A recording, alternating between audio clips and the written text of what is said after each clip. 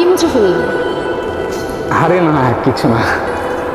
আচ্ছা, আপনি কিন্তু আপনার স্টোরিটার বললেন না। সত্যি কথা বলতে স্টোরিটা শেয়ার করতে আসছি। অনেকদিন ধরে কাউকে শেয়ার করা হয় না। কথাগুলো শেয়ার করলে না পুরোনো মুহূর্তগুলো আবার জীবন্ত হয়ে ওঠে।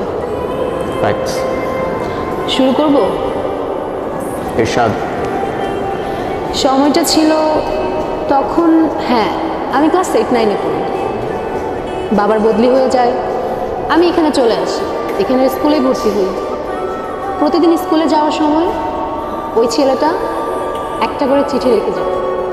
প্রথম কয়েকদিন তো আমি কখনোই চিঠি নিতাম না, কিন্তু একদিন চিঠি না নিয়ে আর পারলাম না।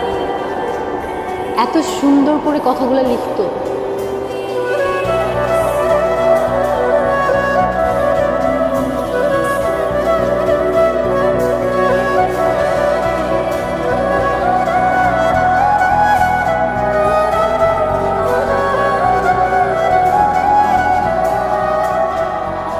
চিঠিতে যে ফিলিংগুলো ছিল সেগুলো এখনকার হোয়াটসঅ্যাপ মেসেঞ্জার জেনারেশন কখনোই ফিল করতে পারবে না।